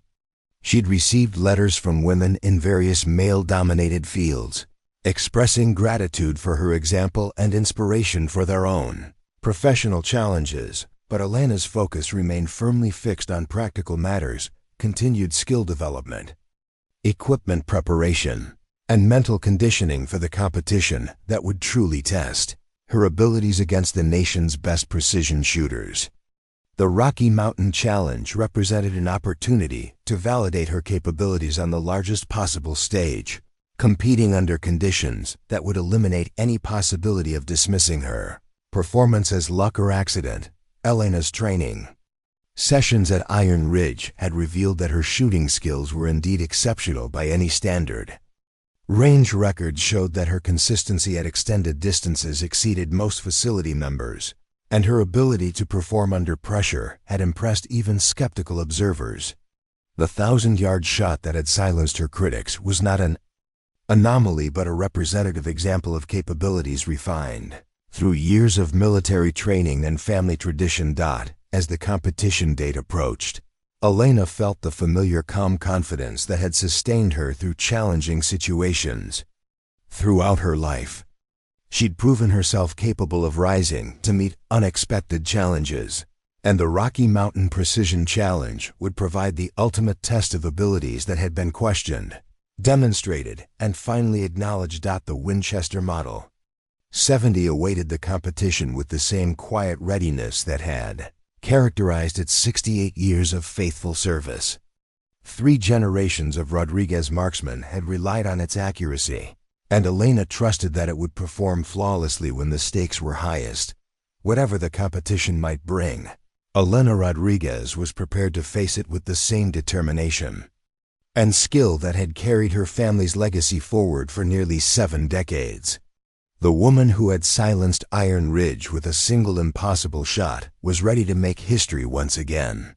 6 months later, Elena Rodriguez stood on the awards platform at the Rocky Mountain Precision Challenge, holding the first-place trophy that validated everything her family had believed about her capabilities. The competition had been grueling. 3 days of shooting in challenging conditions against 147 of the nation's best marksmen. But Elena's consistency and mental toughness had prevailed, with her grandfather's Winchester delivering precision that surpassed rifles costing 10 times as much. The victory margin had been decisive rather than narrow, eliminating any possibility that luck or favorable conditions had influenced the outcome. Elena's scores across multiple distances and shooting positions had demonstrated the comprehensive nature of her marksmanship skills, proving that her Iron Ridge demonstration had been representative rather than exceptional. Marcus Kane had finished in 7th place, his best competitive showing ever. The humbling experience at Iron Ridge had motivated genuine improvement in his shooting, forcing him to focus on fundamental skills rather than relying exclusively on expensive equipment. He'd approached Elena after the awards ceremony to offer congratulations that carried genuine respect rather than grudging acknowledgement. "You've changed how I think about precision shooting," Marcus admitted, his earlier arrogance completely absent. "The lessons you shared at Iron Ridge made me a better marksman and a more humble person. I owe you a debt of gratitude that goes beyond our original wager." Elena accepted his words with gracious dignity, understanding that Marcus's transformation represented something more significant than improved shooting scores. He'd learned to value skill over equipment, respect over credentials, and humility over arrogance, lessons that would influence his interactions far beyond the shooting range. Brandon Walsh had struggled more with the competition pressures, his reliance on technological solutions proving inadequate under the stress of formal competition. But his performance had still improved compared to previous events, and more importantly, his attitude toward other competitors had become supportive rather than dismissive. Trevor Mills had earned a respectable 3rd-place finish, his adoption of Elena's environmental assessment techniques paying dividends in the challenging wind conditions that had troubled many competitors. His success validated Elena's teaching methods and demonstrated that her techniques could be learned and applied by dedicated students. The shooting community's response to Elena's victory had been overwhelmingly positive, with recognition that she'd earned her success through superior preparation and execution rather than advantageous circumstances. Her story had become a powerful example of how excellence could emerge from unexpected sources, challenging assumptions about credentials and equipment requirements. Elena's victory speech had been characteristically modest, emphasizing her gratitude to family members who had supported her development and acknowledging the competition's high quality. She'd avoided claiming superiority over other competitors, instead focusing on the importance of fundamental skills and dedicated practice in achieving marksmanship excellence. The prize money from the Rocky Mountain Challenge, $50,000, had provided Elena with financial security she'd never experienced as a disabled veteran working part-time jobs. But more importantly, the victory had established her credibility within the precision shooting community and opened opportunities for instruction, equipment endorsements, and additional competition participation. Elena had used her newfound platform to advocate for increased opportunities for women in competitive shooting, sharing her story at clinics and seminars across the country. Her message consistently emphasized that barriers based on gender, background, or equipment assumptions limited the sport's growth and prevented talented individuals from reaching their potential. The transformation at Iron Ridge Shooting Complex had become a model for other facilities seeking to create more inclusive environments. Jake Morrison had implemented training programs based on Elena's fundamental approach to marksmanship, reducing emphasis on expensive equipment while increasing focus on skill, development, and consistent practice. Elena's relationship with her grandfather's Winchester had deepened through the competition experience. The rifle had performed flawlessly under the highest pressure, validating 68 years of careful maintenance and gradual improvement. She'd commissioned a detailed restoration that preserved the rifle's character while ensuring it would serve future generations of Rodriguez marksmen. Elena's story had resonated far beyond the shooting community, inspiring coverage in mainstream media outlets that typically ignored competitive marksmanship. Her example of perseverance against prejudice had been featured in magazines focused on women's achievement, military veterans' success stories, and overcoming stereotypes in male-dominated fields. The Iron Ridge incident had become legendary within precision shooting circles, serving as a cautionary tale about the dangers of making assumptions based on appearances or equipment. The story was retold at shooting events across the country, usually with Elena's permission and accurate details about what had actually occurred. Elena had established a scholarship fund for young shooters from modest backgrounds, providing training, opportunities, and equipment support for individuals who might otherwise be excluded from competitive shooting due to financial limitations.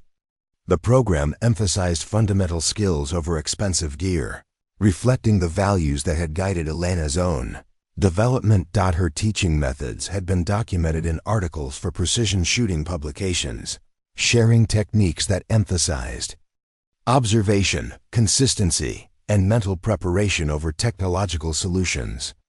The response from readers had been enthusiastic, with many reporting improved accuracy after implementing Elena's environmental assessment and position consistency techniques.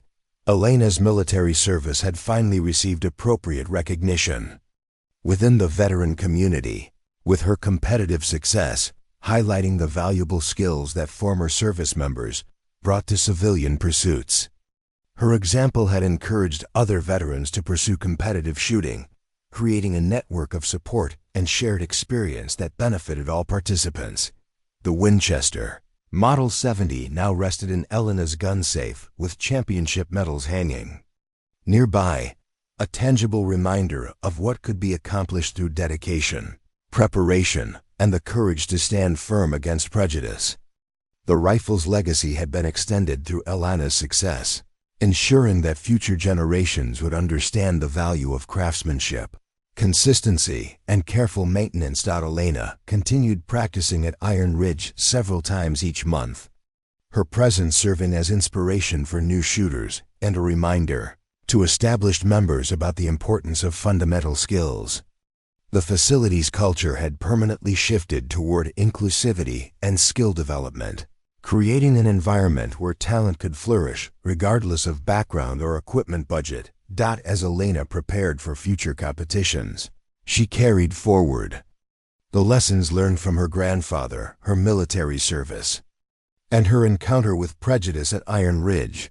Excellence could not be purchased or inherited. It had to be earned through patient dedication to fundamental principles and the courage to persevere when others doubted your capabilities. The woman who had silenced Colorado's most exclusive shooting range with a single impossible shot, had proven that the most powerful weapon against prejudice was simply being undeniably excellent at what you do. Sometimes the most profound victories came not from defeating opponents, but from forcing them to confront the limitations of their own assumptions. Elena Rodriguez had not just made history with one impossible shot, she had created a legacy That would inspire future generations to pursue excellence regardless of the obstacles others might place in their path. Up next, you've got 2 more standout stories right on your screen. If this one hit the mark, you won't want to pass these up. Just click and check them out. And don't forget to subscribe and turn on the notification bell so you don't miss any upload from us.